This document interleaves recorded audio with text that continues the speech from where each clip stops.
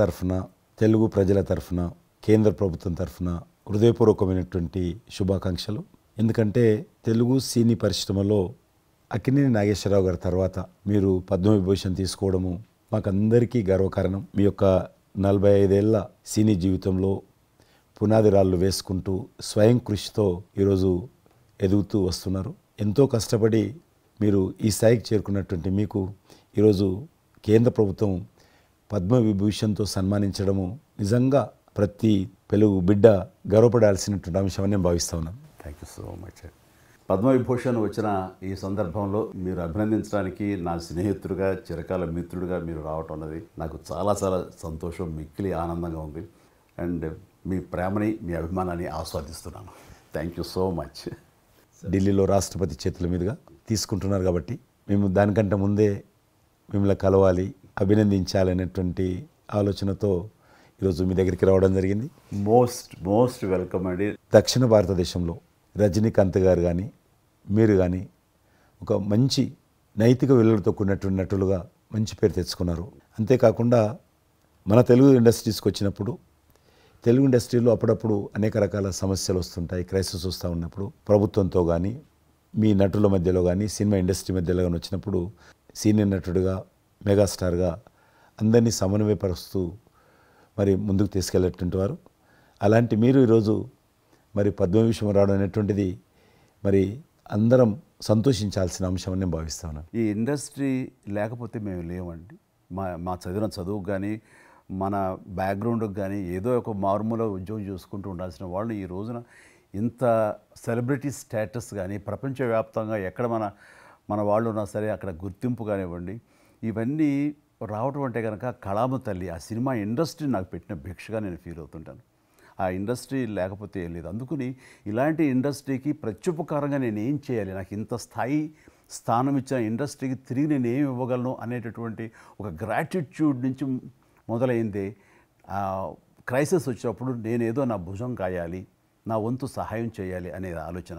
ఒక ఇంటికి పెద్ద బిడ్డగా పెద్ద కొడుకుగా ఆ ఇంటి కుటుంబ బాధ్యతలకి తన వంతు సహాయం ఎలా చేస్తాడో అలాగే నిర్వర్తించాలని ఉంటుంది. కానీ ప్రతిదానికి పెద్ద నేను అనేటువంటి బేషిజానికి మాత్రం పోవాలని కారణం ఒకటి అనుకుంటే మీరంటే అందరు యాక్సెప్టబిలిటీ ఉంటుంది. అది కూడా ఆ యాక్సెప్టబిలిటీ చిన్నవాళ్ళు కానీ పెద్దవాళ్ళు కానీ ఈ రంగం కానీ ఆ రంగం కానీ మీరు ఏదైనా ఒక మాట చెప్తే దాని మీద మీరు నిలబడతారు, మిగతా వాళ్ళు కూడా మీ మాట గౌరవం ఇస్తారు. అది కారణం నేను అనుకుంటాను. సినిమా రంగం నుంచి రాజకీయాలకు వచ్చి కూడా రాజకీయాలలో మీకంటూ ఒక ప్రత్యేక స్థానాన్ని సంపాదించుకున్నారు.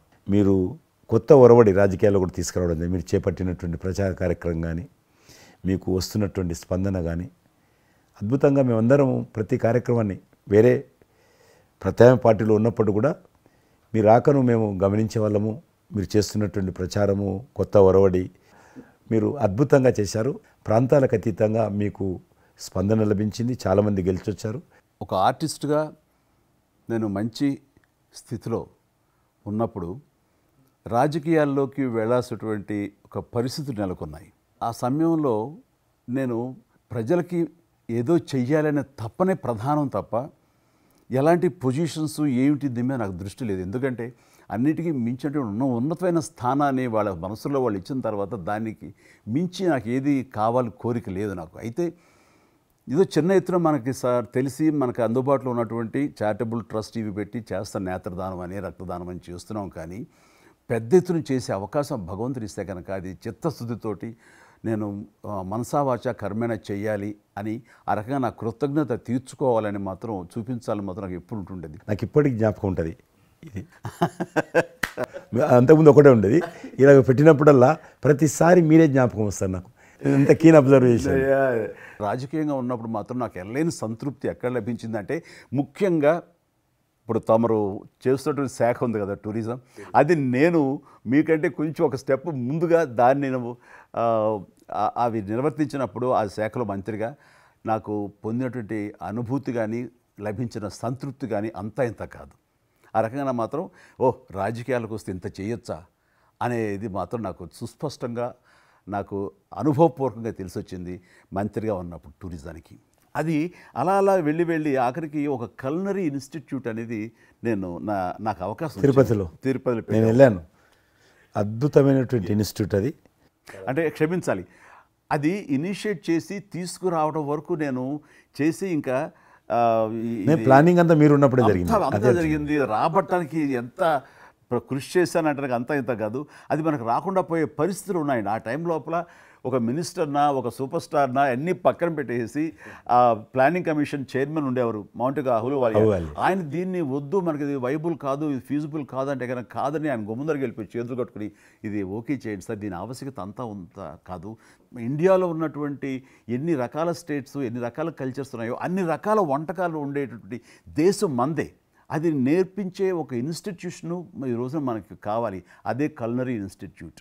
అది మనకు వచ్చింది, దాన్ని మనం నిలబెట్టుకోవాలి. ఇది గొప్ప అవకాశం, ఎంతోమందికి ఉద్యోగం ఇవ్వటమే కాదు, మన కల్చర్ని కూడా మనం నిలబెట్టుకోవడం అవుతామంటూ ఆయనతో పోరాడి కన్విన్స్ చేసి ఓకే చేసి ఇక్కడ రాష్ట్ర ప్రభుత్వం ఆ రోజున ఉన్నట్టు రాష్ట్ర ప్రభుత్వం ఒప్పించి రేణుగుంటలో 15 ఎకరాల దాకా చేయించి ఇంకా పెట్టేస్తున్నాం, ఇంకా మనం స్టోన్ వేస్తున్నాం ఇక్కడ అని అనుకున్న సమయంలో ఈ రాష్ట్ర విభజన సమయంలో నేను రిజిగ్నేషన్ టెండర్ చేసి వచ్చింది. అయితే ఫైల్స్ సంతకం అన్నీ అయిపోయినాయి.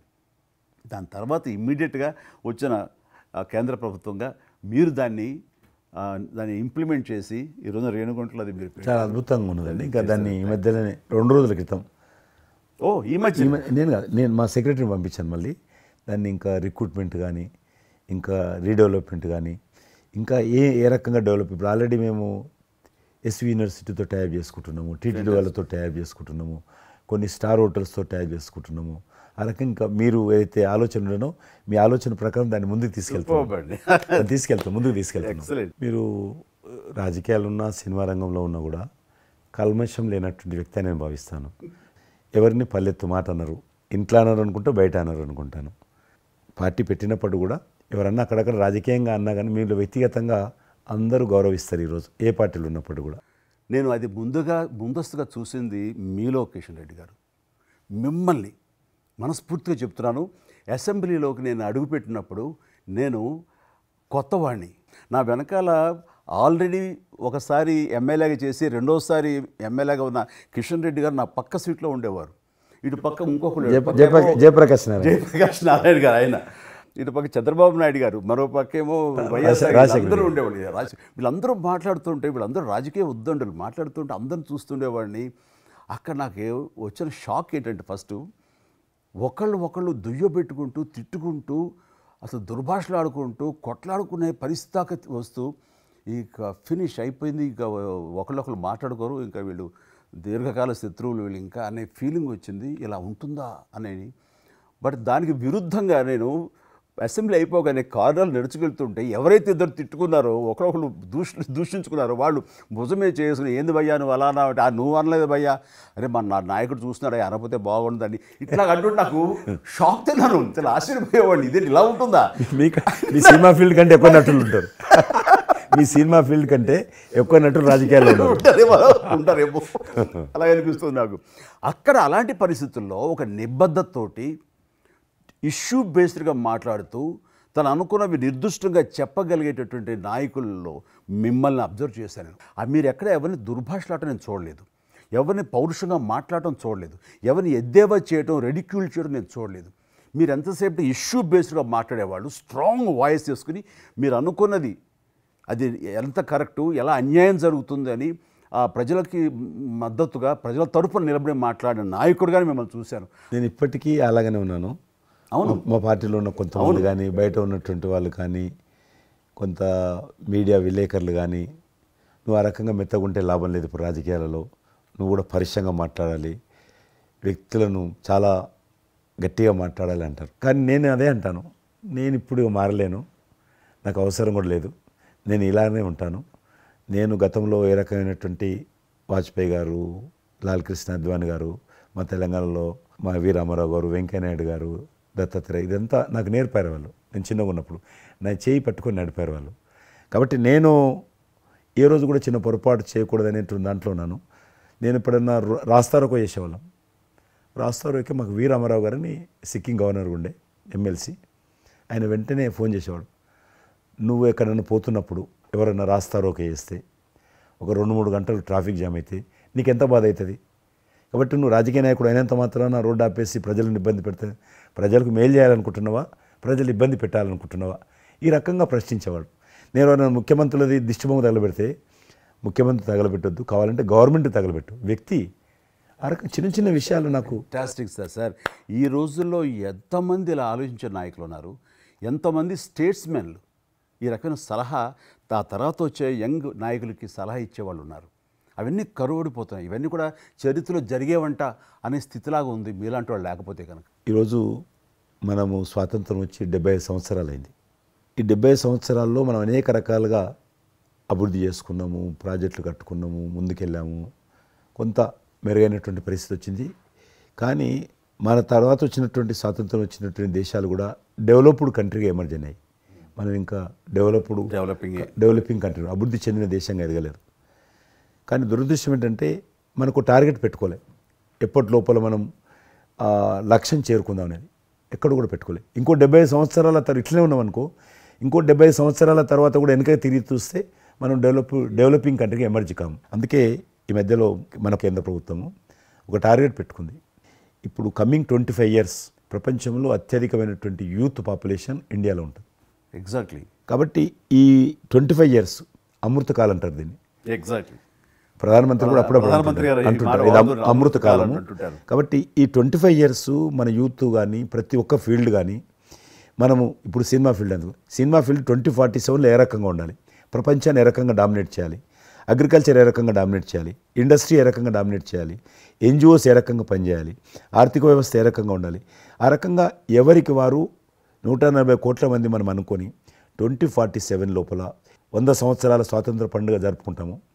ఆ రోజుకు మనం అభివృద్ధి చెందిన దేశంగా ఎదగాలి. ఇంకొక మాట అంటారు ప్రధానమంత్రి గారు, అప్పుడు ఏ పార్టీ ఉంటుందో అధికారం మనకు అనవసరం.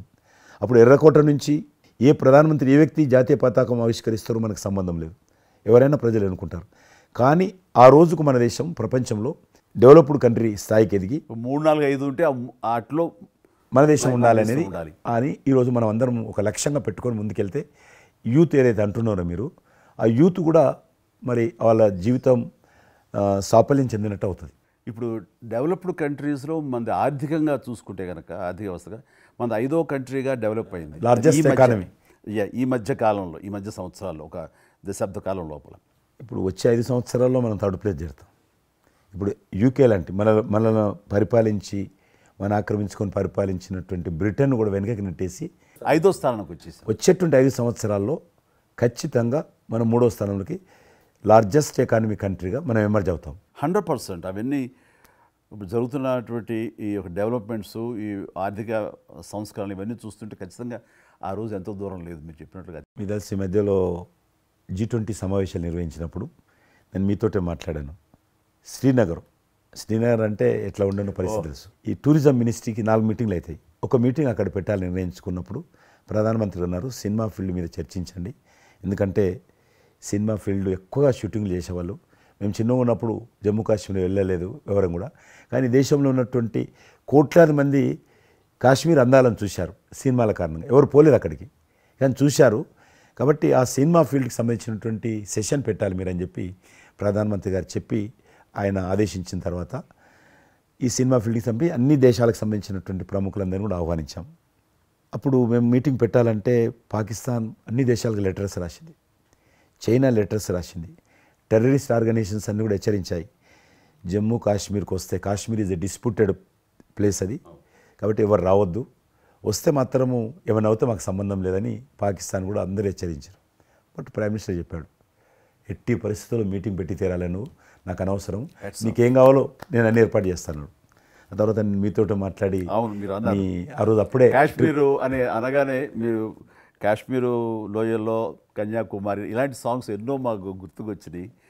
అలాంటిది మళ్ళీ మీరు మీ పార్టిసిపేషను ఉంటే బాగుంటుంది అనుకున్నప్పుడు ఆ టైంలో నేను రాలేని పరిస్థితిలో రామ్ చరణ్ వస్తే బాగుంటుంది, అతను RRR సినిమా ఆస్కార్ అవార్డు తోటి తను మంచి ఆస్కార్ అవార్డు వచ్చింది, బాగుంటుంది ప్రధానమంత్రి గారు చెప్పాను.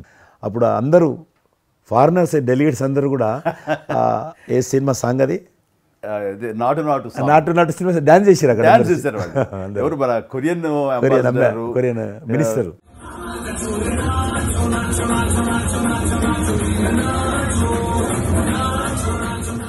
అలాగే ఇంకొక జర్మన్ అంబాసిడర్స్ చాలా మంది కింద మీరు చూసింది కొద్దిమందిని కింద చాలా మంది చేశారు ఆ పాట పెట్టి చేసినప్పుడు. సో ఇప్పుడు మీకు మనవి చేస్తున్నాను, లాస్ట్ 2023లో ఇప్పుడు ఆ ఆర్టికల్ 370 తెలిగించిన తర్వాత 23 కానీ 22 కానీ ఆల్మోస్ట్ మోర్ దెన్ 300 పిక్చర్స్ అవి మరి ఓటీటీ సినిమాలు కావచ్చు, టీవీ సీరియల్స్ కావచ్చు, మన సినిమాలు కావచ్చు, కొన్ని బయట దేశాలకు సంబంధించినటువంటి సినిమాలు కూడా ఆల్మోస్ట్ 300 పిక్చర్స్ షూటింగ్ జరిగాయి అక్కడ లాస్ట్ 2 ఇయర్స్లో.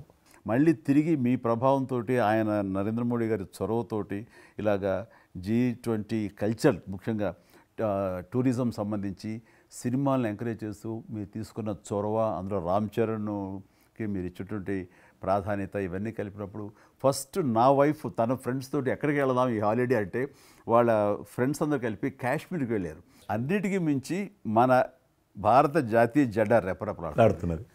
మీకు తెలుసలేదు, మా పార్టీ తరఫున మాకు మురళీ మనోహర్ జోషి గారు ఉండేవారు, పార్టీ అధ్యక్షుడు అద్వానీ గారి తర్వాత. ఆయన కన్యాకుమారి నుంచి కాశ్మీర్ వరకు యాత్ర తీసాం మేము. ఏంటో తెలుసా డిమాండ్, అక్కడ శ్రీనగర్లో జాతీయ పతాకం ఎగరడం, దానికోసం ఉద్యమం చూడండి, ఒక జెండా ఎగరడం కోసం. ఆడికి మిలిటరీ మధ్యలో పోలీస్ ఫైరింగ్ల మధ్యలో ఒక జెండా, మేము జమ్మూ కాశ్మీర్ కానీ ఆపేశారు మమ్మల్ని. అక్కడ నుంచి మిలిటరీ విమానంలో తీసుకుపోయి ఆయన ఒక్కరిని అక్కడ జెండా ఎగిరినట్టు చేసి మనం తీసుకొచ్చారు. దల్ లేక్ అని ఉంది అక్కడ, ఉన్నది కదా. మొన్న 15th ఆగస్ట్, ఇంతకుముందు 15th ఆగస్ట్ ఏదైతే మనము 70 సంవత్సరాల పండుగ జరుపుకున్నాము, 50,000 మంది అమ్మాయిలు అబ్బాయిలు స్కూల్ పిల్లలు అందరూ చేతులలో 3 రంగుల పతాకాలు పట్టుకొని దల్ లేక్ చుట్టూ ఊరేగింపు చేశారు. అది మార్పు. ఇంకొకటి నాకు సంతోషం ఏంటంటే, మీరు రాజకీయాలకు రాకముందే మీకంటూ ఒక ప్రత్యేక స్థానం సర్వీస్ యాక్టివిటీలు, చిరంజీవి చారిటబుల్ ట్రస్ట్ చాలా పెద్ద ఎత్తున చేయడం అనేటువంటిది నిజంగా అది చాలామందికి ఆదర్శమైంది. మిమ్మల్ని చూసిన తర్వాత చిరంజీవి గారు పెట్టిన అంత పెద్ద నటు పెట్టడం మనం చేయకూడదని వాళ్ళ స్థాయిలో పెట్టినటువంటి చాలా సంస్థలు మీ నుంచి స్ఫూర్తి తీసుకొని పెట్టారనేది నాకు తెలిసిన వాళ్ళు కూడా చాలామంది చెప్పారు. కాబట్టి అది గొప్ప విషయం. మీకు ఎందుకు వచ్చిన ఐడియా? అది ఏదైనా సరే ముందు మన మనసులో తిరిగి ప్రత్యుపకారంగా ఏదైనా చెయ్యాలి అనే భావం ఒకటి ఉంటేనండి అవకాశాలు ఎదురుగా ఉంటాయండి మన ఎదురుగా. అలా చూసినప్పుడు ఆ టైంలో రక్తం దొరకక చనిపోయే వాళ్ళు చాలామంది ఉన్నారు. అది గర్భస్రావంతో, డెలివరీ సమయంలో, యాక్సిడెంట్ సమయంలో కొంతమంది క్షతగాత్రులు, అట్లాగా లుకేమియా కానివ్వండి, క్యాన్సర్ కానివ్వండి, ఇలాంటివి తలసేమియా కానివ్వండి, ఇలాంటి చాలామంది ఉన్నారు. ఇంతమంది జనాభా ఉన్న ఈ దేశంలో రక్తం ఇచ్చేవాళ్ళు లేకుండా పోయారు. ఎందుకంటే రక్తం అనేది ల్యాబుల్లో తయారు చేసేది కాదు, ఒక మనిషి మరొక మనిషికి దానం ఇస్తేనే జరిగేది. సో ఆ మాత్రం ఆల్టర్నేటివ్ లేదు, ప్రత్యామ్నాయం లేదు. సో ఇది కేవలం మంచి మనసుతోటి ఉండేవాళ్ళు ఇచ్చేదే.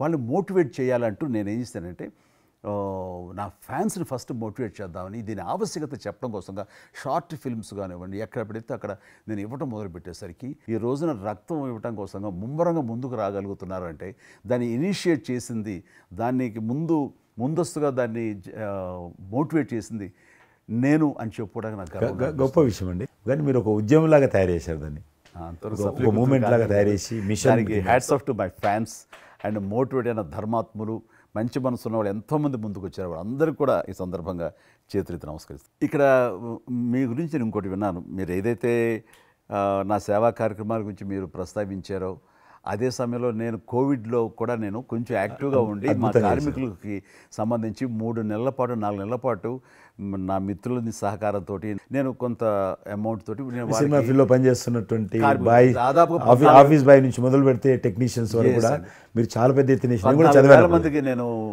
గ్రాసరీస్ ఇవ్వగలిగాను వాళ్ళకి బయటికి రాని పరిస్థితిలో. బట్ అదే పరిస్థితిలో మీరు దేశవ్యాప్తంగా మీరు ముఖ్యం ఇక్కడ మన రాష్ట్రానికి సంబంధించి తెలంగాణలో మీరు ఫ్రంట్ లైన్లో ఉండి ప్రతి వాళ్ళని పరామర్శిస్తూ, ప్రతి హాస్పిటల్కి వెళుతూ ఎవరైతే ఆ రోజున ఫ్రంట్ లైన్ హీరోస్ ఉన్నారో వాళ్ళందరినీ పరామర్శిస్తూ మీరు అద్భుతంగా పెద్ద ఎత్తున చేశారు. అదే కాకుండా మన ఇండియా లెవెల్లో మీరు corona command control room, corona command control room మీకు మీ ఆధ్వర్యంలో జరిగింది. అప్పుడు మీరు చేసిన సేవల గురించి దేశం ప్రస్తావించారు. అంటే అప్పుడు నోడల్ మినిస్ట్రీ హోమ్ మినిస్ట్రీ ఉండింది. ఏమైనా డైరెక్షన్స్ దేశానికి ఇవ్వాలన్నా, రాష్ట్ర ప్రభుత్వాలకు ఇవ్వాలన్నా, లాక్డౌన్ ఎక్కడ పెట్టాలి, ఎక్కడ పెట్టకూడదు, ఎప్పుడు పెట్టాలా, లాక్డౌన్లో ఏ స్థాయికి వెళ్ళాలా అన్నీ కూడా హోమ్ మినిస్ట్రీ ఇచ్చేది. నేను అప్పుడు హోమ్ మినిస్ట్రీలో ఉన్నాను. ప్రజలకు రోజువారీ అవసరమైనటువంటి 24 మినిస్ట్రీస్ ముగ్గురు జాయింట్ సెక్రటరీస్ ఒక్కొక్క మినిస్ట్రీ నుంచి 8 గంటల చొప్పున హోల్ నైట్ టు డే 24/7 ఆ బ్యాచ్ కరోనా కంట్రోల్ రూమ్లో కూర్చోవాలి.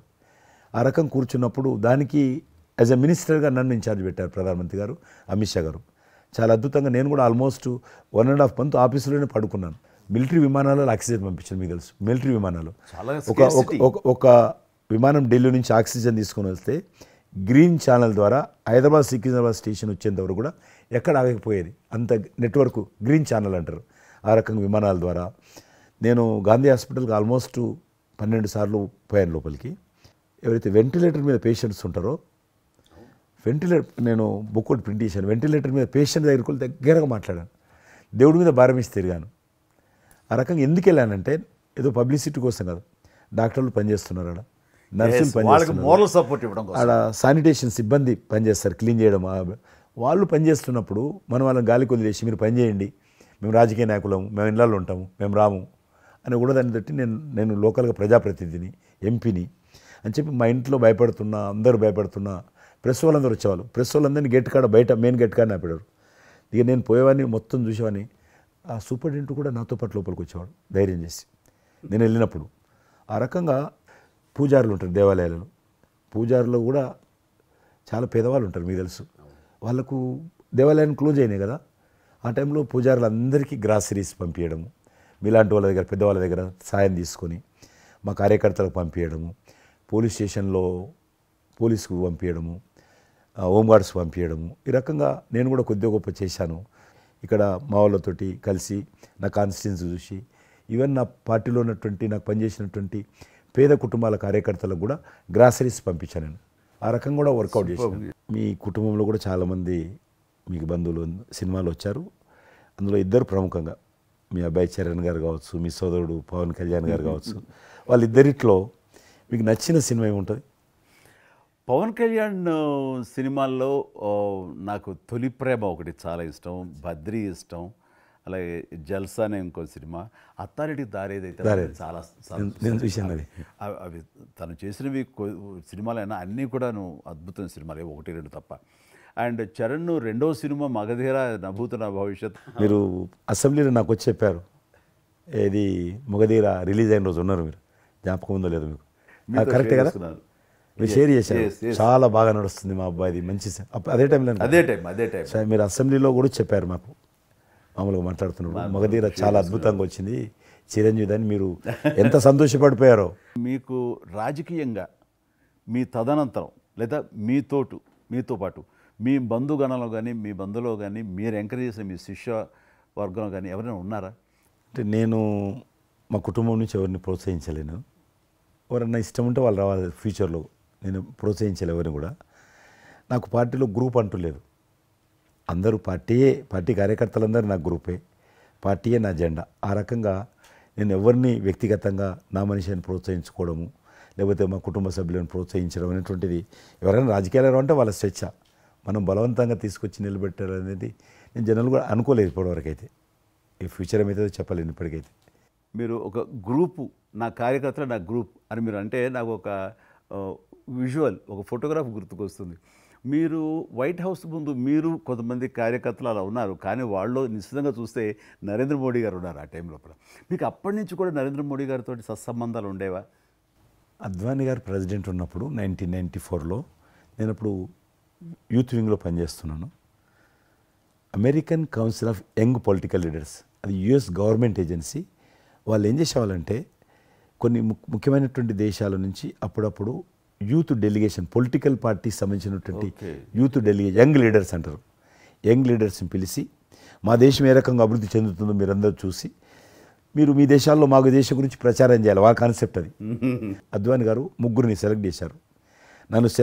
నన్ను హైదరాబాద్ నుంచి, తెలంగాణ ఉమ్మడి రాష్ట్రం ఆంధ్రప్రదేశ్ నుంచి, కర్ణాటక నుంచి అనంత్ కుమార్ అని చనిపోయారు, మినిస్టర్ ఉండేవారు, సివిల్ ఏవియేషన్ మినిస్టర్ ఉండేవాడు, కల్చర్ మినిస్టర్, ఆయన చనిపోయారు మధ్యలోనే. అక్కడ గుజరాత్లో ఆర్గని పార్టీకి సెక్రటరీ ఉండేవాడు నరేంద్ర మోడీ గారు, అప్పుడు మినిస్టర్ కాదు ఇంకా మా ముగ్గురిని సెలెక్ట్ చేసి ఢిల్లీకి పిలిచాడు. పిలిచి ఇట్లా మీరు పార్టీ తరఫున పోవాలి అని చెప్పి, నన్ను కూడా నువ్వు పోవాలన్నప్పుడు నాకు పాస్పోర్ట్ లేదు, నాకు చాలా చిన్న ఏజీ, ఫ్లైట్లో మొదటిసారి పోయినా నేను.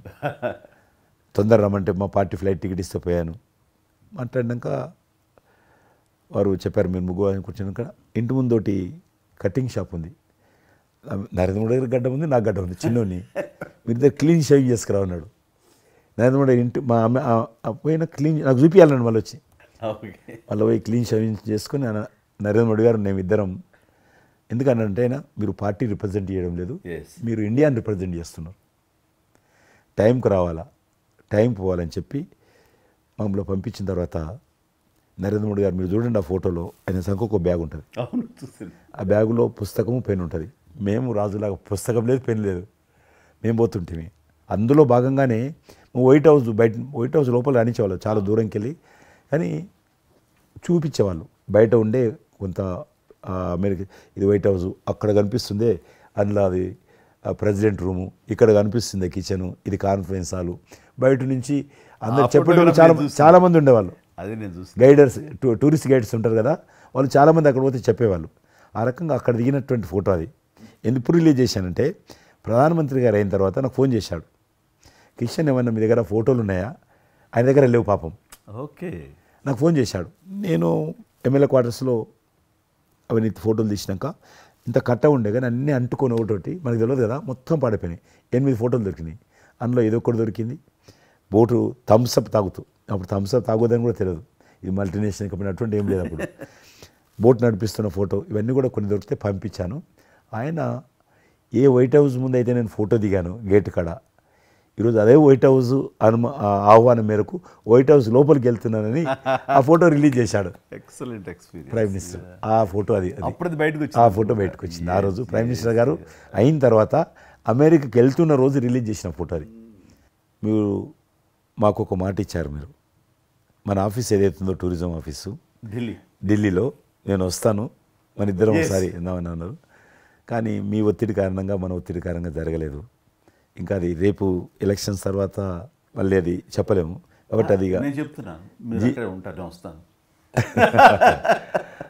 అది కాకుండా మీరు నాకు ఇంకా జ్ఞాపకం, ఆఫీస్లో ఉన్నప్పుడు నాకు గర్వం ఫీల్ అవుతాను. ఎందుకంటే మీరు పెట్టిపోయినటువంటి ఫోటోలు, ఇండియాకి సంబంధించినటువంటి టూరిజం డెస్టినేషన్ యొక్క ఫోటోస్ ఏవైతున్నాయో అవి ఇంకా రకంగానే ఉన్నాయి. నేను అడిగాను ఎవరు పెట్టారంటే చిరంజీవి గారు పెట్టారంటారు.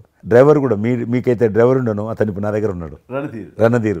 మీకు చెప్తుంటాడు, సార్ మై చిరంజీవి సాబ్ కभी మై సాబ్ డ్రైవర్ మై చలాయితా ఉనకా గాడి ఢిల్లీ మే అది ఆప్కు మే చలా రూమ్ సాప్ అంటాడు.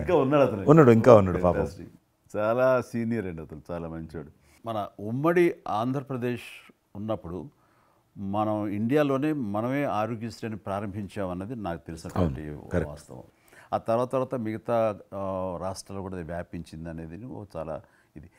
అలాంటి ఆరోగ్యశ్రీకి కిషన్ రెడ్డి గారే ఆద్యులు, అంకురార్పణ చేసిన వాళ్ళు అని బయట బాగా వినికిడి ఉంది. ఆ తర్వాత ప్రభుత్వాలు పికప్ చేసాయి. అది ఎందుకు, ఎలాగా, అది మీరు ఎట్లా ఇనిషియేట్ చేశారు ఆరోగ్యశ్రీ అనేది? 2004 నేను ఎమ్మెల్యే అయినప్పుడు పేరున్న మందకృష్ణ మాదిక్ గారు, ఆయన వాళ్ళకి సంబంధించినటువంటి ఎస్సీ వర్గీకరణ మీద పోరాటం చేస్తూనే సామాజిక సమస్యల మీద కూడా పోరాటం చేసేవారు. దివ్యాంగులకు పెన్షన్ పెంచాలని ఆయన తిరుగుతున్నప్పుడు ఈ అనేక జిల్లాలలో గుండె జబ్బులు ఉన్నటువంటి పిల్లలు జన్మించేవాళ్ళు. వాళ్ళకి ఆ రోజు ఒక ఆపరేషన్ చేయాలంటే 10 లక్షలు, 12 లక్షలు, 13 లక్షలు అయ్యేది. పేదవాళ్ళకి అది అవకాశం ఉండేది కాదు. చాలామంది చనిపోయేవాళ్ళు కూడా. అప్పుడు రాజశేఖర రెడ్డి గారు ముఖ్యమంత్రిగా ఉన్నారు. మేము ట్యాంక్ బండ్ కింద అంబేద్కర్ భవనం ఉంది, అక్కడ మీటింగ్ పెట్టుకున్నాము.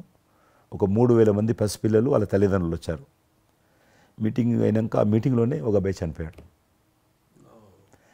ఇప్పుడు ఏం చేయాలి ప్రాబ్లం? సేమ్ అబ్బాయి అంతే వచ్చాడు, చిన్న పసిబాబు అందే వచ్చాడు, అబ్బాయి చనిపోయాడు.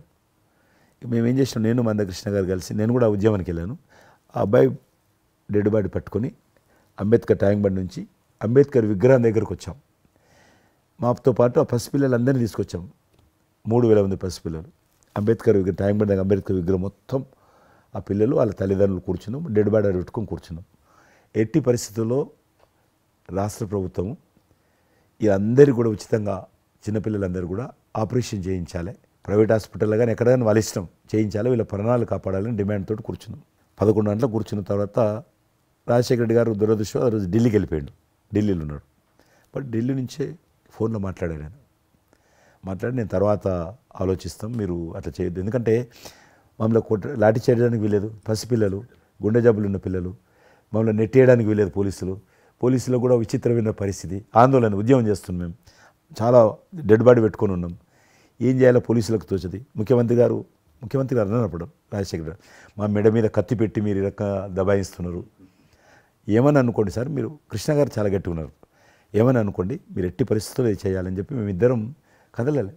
రాత్రి ఆల్మోస్ట్ 10 o'clock మళ్ళీ ముఖ్యమంత్రి గారు ఫోన్ చేసి మీరు మాట చెప్పడం కాదు ఆర్డర్ రావాలను, వీళ్ళందరికీ ఫస్ట్ మేము రాష్ట్ర ప్రభుత్వం తరఫున గుండె జబ్బులు ఉన్నటువంటి పిల్లలందరికీ ఎంత డబ్బైనా ఖర్చు అయినా సరే మేము ఆపరేషన్ చేయిస్తానని చెప్పి ఢిల్లీ నుంచి మాట ఇచ్చి ఆర్డర్ తీసి మా చేతులు పెట్టినాక మేము పిల్లలందరినీ తీసుకొని వెళ్ళిపోయినాం, ఫస్ట్ పిల్లలు వాళ్ళ తల్లిదండ్రులు. ఆ తర్వాత మళ్ళీ ముఖ్యమంత్రి గారు వచ్చిన తర్వాత మళ్ళీ మీటింగ్ పిలిచాడు మమ్మల్ని. పిలిచి ఈ రకంగా చేయడం తప్ప, మీరు నన్ను బెదిరించారు, బ్లాక్మెయిల్ చేశారు, ఆర్డర్ చేశారు, ఏమని అనుకోసారి మేము ప్రజల పిల్లల ప్రాణాలు కాపాడడం కోసం చేశాం తప్ప మీకు వ్యతిరేకంగా కాదు, ఇంకొకరు కాదు. అందులో బాబు చనిపోయాడు. తర్వాత ముఖ్యమంత్రి ఆలోచన చేసి డాక్టర్లను పిలిచి ఎట్లా చేద్దాము, అప్పుడు సర్వే చేయించాడు. వాళ్ళు గ్రామ పంచాయతీలో సర్వే చేస్తే 2 లక్షల మంది పిల్లలు ఉన్నారు ఒక్క ఆంధ్రప్రదేశ్లోనే. ఉభయ రాష్ట్రాల్లో గుండెకు జబ్బు హోల్ ఉండి పుట్టినటువంటి వాళ్ళు 2 లక్షల మంది పిల్లలు ఉన్నారు. ఇంతమందికి నేను ఎట్లా చేస్తా అది దాని మళ్ళీ సర్వే వచ్చిన తర్వాత వెరిఫికేషన్ వచ్చిన లిస్ట్ తీశాడు, అంచనా వచ్చిన తర్వాత అప్పుడు ఆయన ఇన్సూరెన్స్ ఏదైనా చేద్దామా అని, ఆయన డాక్టర్ కదా ఒరిజినల్గా, ఆయన డాక్టర్ వృత్తి చదువుకున్నది MBBS అయినా, ఆయనకి ఈ విషయం బాగా తెలుసు కాబట్టి ఏం చేద్దామని ఆలోచన చేసి అప్పుడు ఇన్సూరెన్స్ పథకం ఆ పిల్లల కారణంగా, గుండె జబ్బులు ఉన్నటువంటి పిల్లల కారణంగా ఆ 2 లక్షల మందికి పిల్లలు ఇన్సూరెన్స్ చేయాలన్న వచ్చినటువంటి ఆలోచనే ఈ ఆరోగ్యశ్రీ పథకం. అలా మీరు ఇనిషియేట్ చేసినటువంటి ఈ ఆరోగ్యశ్రీ కానివ్వండి, ఇది నిజంగా ఇలాంటి సామాజిక స్పృహ అనేది రాజకీయంగా ఆలోచిస్తే వచ్చేది కాదండి. ఇది మానవతా విలువలతోటి మానవత్వంతో ఆలోచించారు కాబట్టి ఈ రోజున అది సఫలీకృతం కాగలిగింది. భారతదేశంలోనే అది ఒక అందరూ ఆచరించేటువంటి గొప్ప పథకం అయింది. అది ఎంతమంది లబ్ధి పొందుతారో వాళ్ళందరూ బ్లెస్సింగ్స్ మీకు ఉండాలి. అసెంబ్లీలో ఉండగా నాకు ఒక రిప్రజెంటేషన్ ఇచ్చారు.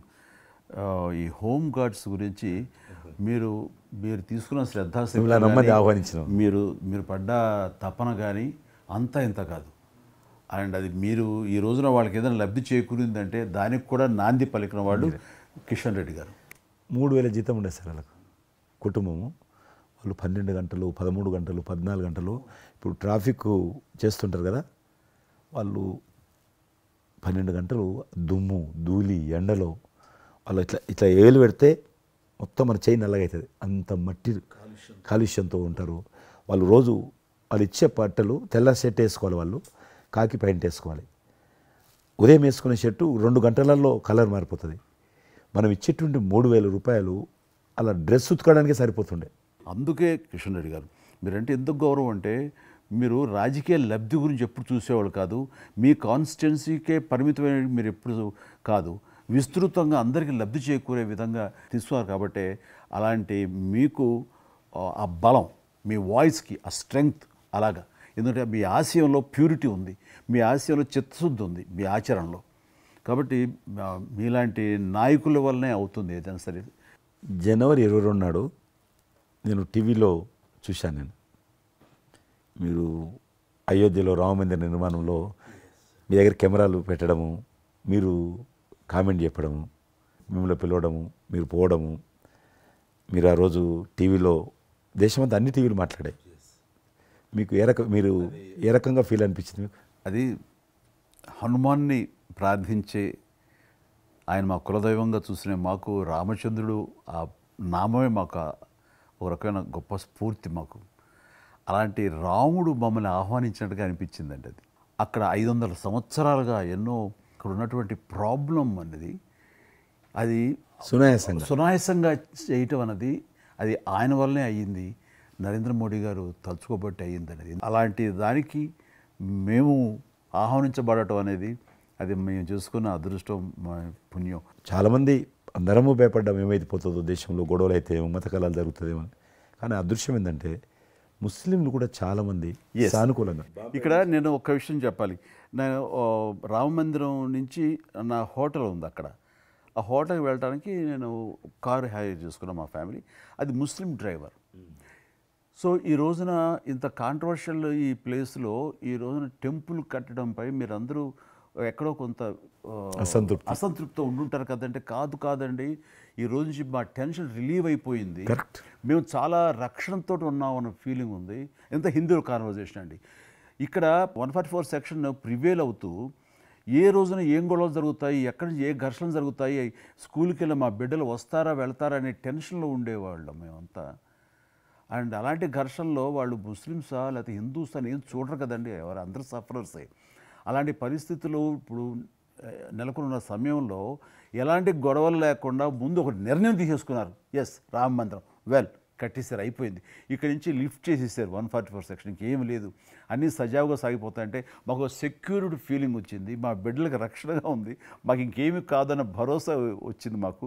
వీఆర్ సో హ్యాపీ అని ఒక ముస్లిం సోదరుడు అన్నారు. ఇప్పుడు అదే మీరు ప్రస్తావిస్తున్నారు. ఇప్పుడు చాలామంది ముస్లిమ్స్ వెళ్తున్నారు చూడడానికి, దర్శనం చేసుకోవడానికి. ఒక అమ్మాయి అయితే బాంబే నుంచి నడుచుకుంటూ వచ్చింది, 22nd చేరుకుంది అక్కడ అమ్మాయి. ఓకే, నేను ఉన్నాను వెనకనే ధైర్యాన్ని ఇచ్చేటువంటి మన ప్రధాని గారు, ఈ భారత ప్రభుత్వం ఇవన్నీ కలిపి దోహదపడ్డాయి. అందుకని ఆయన ఒక మాట అన్నారు అయోధ్య టైంలో, మొన్నటిదాకా టెంట్లో రాముడిని చూసాం, ఇంకా రాముడికి ఆ పరిస్థితి లేదు, ఆయన ఒక పర్మనెంట్ స్ట్రక్చర్లో ఉంటాడు అని అన్నప్పుడు అందరూ మంచి రెస్పాన్స్ ఇచ్చారు, బాగా రెస్పాండ్ అయ్యారు. అట్లాగా ఈ రోజున ఆయన తీసుకున్న ప్రతి కార్యక్రమం కూడాను ఒక మత సామరస్యాన్ని సూచిస్తుంది. దానికి నేను ఒక విషయం కూడా చెప్తాను, మీరు చెప్పారు కదా, నేను ఎలక్షన్ ప్రచారానికి 2019లో కానీ అంత ముందుగానే వెళ్ళేవాడిని.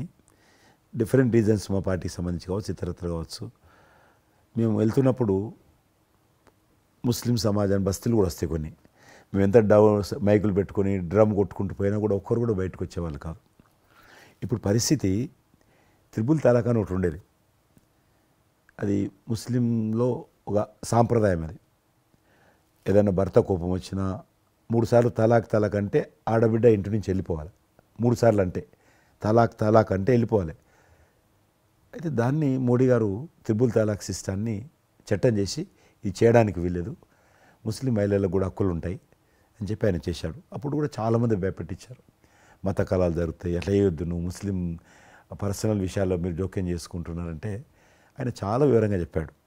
ఈరోజు నువ్వు ఒక భర్తగా నీ భార్యకు తలాక్ అని ఇచ్చేసి పంపించేస్తున్నావు. రేపు నువ్వు తండ్రి అవుతావు, తండ్రి అయిన తర్వాత కూడా మీ అల్లుడు నీ కూతురుకు తాగని విడాకులు ఇచ్చి పంపిస్తే అప్పుడు నువ్వు ఎంత బాధపడతావు? కాబట్టి ఏ తండ్రి అయినా సరే అట్లా ఉంటుంది. కాబట్టి ఇది ఈ రకమైనటువంటి ఉండకూడదని చెప్పి ఆయన త్రిపుల్ తలాక్ రద్దు చేస్తే, నేను ప్రచారానికి వెళ్తున్నప్పుడు అంతకుముందు బయటకు వచ్చేవాళ్ళు కాదు. ఉదాహరణకు నేను ఇట్లా పోతున్నాను అనుకోని, రోడ్డు రథం మీద నేను పోతుంటే ఇటు సైడ్ నుంచి ఒక ముస్లిం అలా భార్యను కూర్చుని పెట్టుకొని మోటార్ సైకిల్ మీద నడుపుకుంటూ వచ్చేవాడు. ఇప్పుడు ఏం చేస్తున్నంటే భర్తకు చూడకుండా ఎన్నుకున్నటువంటి భార్య పరద లేపి ఇట్లా నాకు ఊపుతున్నది. ఇది నేనే సాక్ష్యం, అంత మార్పు వచ్చింది. కట్టన్స్ ఓపెన్ చేసి బస్తీలలో పోతే ఇండ్ల ముందుకు వెళ్తుంటే ముస్లిం ఆడబిడ్డలు వచ్చి, మాతృమూర్తులు వచ్చి, తల్లులు వచ్చి చేతులు ఊపుతున్నారంటే నిజంగా సంతోషం. అంటే ఆడబిడ్డలో 10 కోట్ల మంది ముస్లిం ఆడబిడ్డలు ఉంటారు ఈ దేశంలో, కానీ అది రావడంతో వాళ్ళకు ధైర్యం వచ్చింది, వ్యతిరేకత లేకుండా ఏ ప్రొటెస్ట్ లేదు. అదే ఫస్ట్ ఆఫ్ ఆల్ విజయం. కాబట్టి ఈరోజు ఆ రకంగా మీరు చెప్పిన దాన్ని బట్టి వాతావరణం మార్పు వచ్చింది. ఈరోజు మత కళాలు లేవు, కర్ఫ్యూలు లేవు. హైదరాబాద్లో ఎన్ని గొడవలు జరుగుతుండే, ఒక్క గొడవ లేదు ఎక్కడ. బాంబేలో, యూపీలో ఎక్కడ చూసినా మత కళాలు ఉండేది. ఈరోజు ఆల్మోస్ట్ 98% కమ్యూనల్ క్లాసెస్ అయిపోయినాయి. ఎక్కడ కూడా కర్ఫ్యూ అనే లేదు. దేశంలో ఎక్కడో దగ్గర కొన్ని నగరాలలో కర్ఫ్యూ ఉంటుండేది, కొన్ని నగరాల్లో మత కళాలు జరుగుతుండేది. ఎక్కడో ఒక దగ్గర యూపీలోనూ, మధ్యప్రదేశ్లోనూ, మహారాష్ట్రలోనూ, ఇప్పుడు బీహార్లోనూ ఎక్కడ లేదు. ఈవెన్ జమ్మూ కాశ్మీర్ లాంటి రాష్ట్రంలో కూడా 144 సెక్షన్ లేనటువంటి పరిస్థితి ఉన్నది. మీరు వేయించాలంటే అద్భుతంగా ఉంది మాట. అది నరేంద్ర మోడీ గారు చాలా విజనరీగా ఆ రకంగా చేశారు.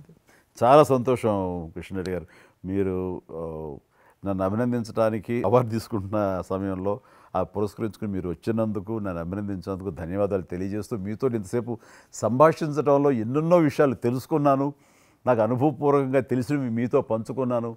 అండ్ మీలాంటి నాయకులు రావాలి, ఉండాలి, మరి ఎంతోమందికి ఇన్స్పిరేషన్గా ఉండాలి.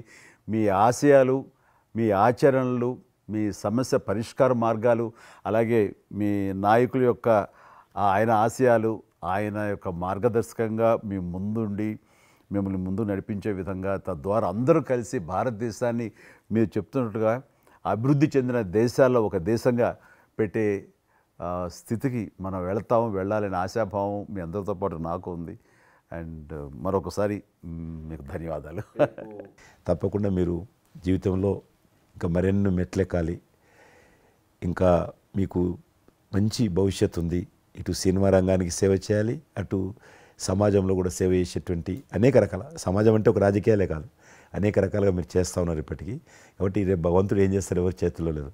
కాబట్టి మీరు నిండా నూరేళ్ళు ఉండి ఈ దేశానికి, ఈ ప్రజలకు సేవ చేయాలని నేను మనస్ఫూర్తిగా కోరుకుంటూ మరొకసారి పద్మవిభూషణ్ అందుకుంటున్న సందర్భంగా మీరు నా హృదయపూర్వకమైనటువంటి శుభాకాంక్షలు. Thank you. అలాగే మీకు ఈ ఎన్నికలు విజయవంతం కావాలని మనస్ఫూర్తిగా కోరుకుంటూ, ఖచ్చితంగా మీరు మళ్ళీ ఏ మినిస్ట్రీలో ఉంటారో, ఎక్కడ ఉంటారో అనేది నాకు మన చేతుల్లో లేదు. తెలుస్తుంది. అండ్ వచ్చి మిమ్మల్ని అలా కలుస్తాను నేను ఇచ్చిన మాట ప్రకారం. ఆల్ ద వెరీ బెస్ట్ అండి. Good luck.